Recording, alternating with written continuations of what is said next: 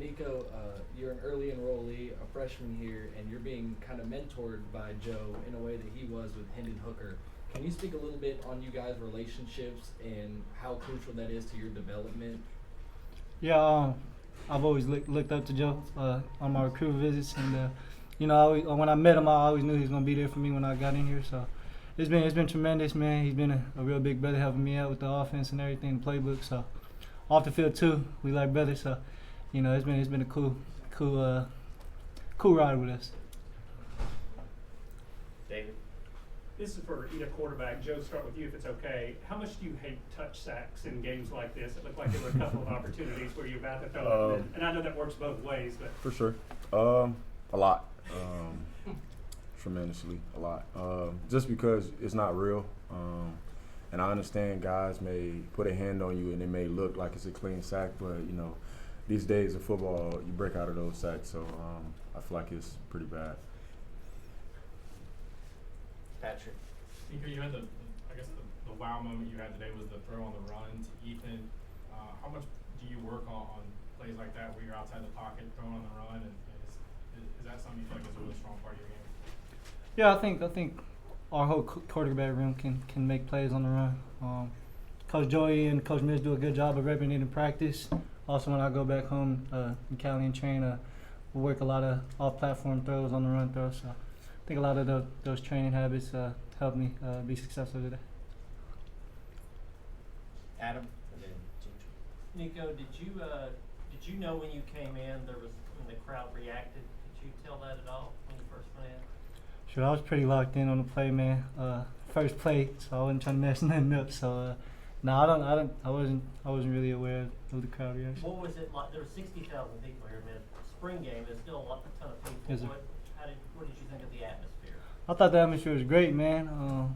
Felt like a real game out there, just besides the other half of the stands. But no, I thought the atmosphere was great. Joe, how much has things changed for you now versus a couple years ago when you came into the season? How much more comfortable do you feel? What's different for you now than it was then? Nothing's pretty much changed. I kind of go every day as I was last year, just preparing and getting ready, because you never know when your time is called. Just like last year, I didn't know my time was called. I just kept repping it, kept getting better, and just pushing Hendon. And now I get more reps when I get to talk to Nico and the rest of the quarterback room, Gaston and Navy. I get more reps of the mental aspect of it, just because I have to explain it to someone else. They also prep you to be more prepared, and when those situations come. Back? Pardon me if this has been addressed before, but care to explain the lays? It's pretty much traditional thing my family does. After every game, they'll have a lay for me, and they seem jealous, so they brought one for him too. So. Vince? Joe, Coach Heupel mentioned that Coach Halsley was calling on the plays today. From an administrative standpoint, I know he's called plays the spring game Sure. before, but how did that go? How did you feel about the efficiency of the offense with that? I felt great. Everybody had an opportunity to succeed. Everybody had an opportunity, to define themselves as a Tennessee Vol. So I feel like it was great. Coach Halsley always, everybody mess up, but I don't know. With that guy, it seems to be kind of hard when he messes up. I'm not jinxing it, so it's not gonna wood, but it's kind of hard to see him mess up, man, just because he prepared the right way. He always in the building, even though he's a coach, man. He's just always trying to get ready. So. Rick? Joe, Josh said a second ago that you guys were going to be heading back into the weight room next weekend, but over these next couple months, what are you specifically going to be working on in your game as the season approaches this fall? Overall, just my game overall. Anything can get cleaned up. It can go from mental, the physicality stuff, just everything, just improve so Tennessee can be Tennessee. Noah, then Patrick. For Joe, you had that one scoring drive there in the second quarter where Caleb Webb caught that 49-yard catch and had the touchdown there. Just what did you see out of him on that throw, and just how's he kind of progressed? Caleb been working hard before spring and during spring, so just giving him an opportunity to go show off his last name and help out his family, and also put points on the board for Tennessee. It's just another great day. That kid works hard, man, and it showed. Wesley, how's this spring been for you? You started the last 2 games last season. You came in the summer. What's kind of been your focus, and how do you think the spring has gone for you? The main part really just making sure I'm versatile and can be put anywhere on the field. So really just knowing everybody's job, responsibility, that way I can play faster, just fit in at all spots really. You played a lot of football at Georgia Tech. You kind of had to learn the defense fast. How much more comfortable do you feel being able to play safety, start, or right? Yeah. So last year I was kind of still learning on the fly. But this year, going through spring, I feel way more comfortable. Way more. I communicate way more because I know what I'm doing, know what other people doing. So it's going real smooth right now. So Wesley, I mentioned this to Coach Heupel. Obviously, the secondary was a big area of emphasis this offseason. What steps have you guys taken as a group in that DB room to kind of shift that and make it a strength on the team this season? I feel like really it's just a bond. As a secondary, in order to be like a successful secondary, you got to have a bond with your brothers and be on the same line of communication. So really, just hanging out and watching film together and actually, talking to each other about scheme and just learning about each other and learning how other people play, their strengths and weaknesses. So that way, you know who you playing with and you know what somebody might struggle with. So really, just communication, the biggest part. We got to be able to communicate and be able to, get the call and execute it, at the highest level. David, then Wes. Wesley, continuing with the secondary, do y'all ever talk about just how kind of crazy it is? I think there are like 9 guys that have started multiple games for Tennessee, throwing Gabe, and that's 10, that coming from somewhere else. Y'all have so much starting experience. Do y'all talk about kind of what a wild kind of scenario that is, and eventually I guess it has to iron itself out?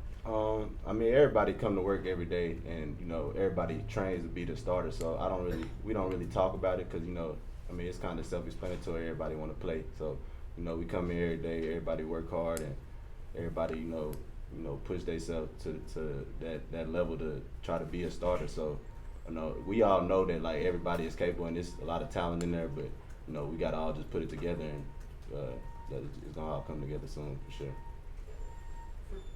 Joe, what were the couple biggest points of emphasis for you coming into the spring?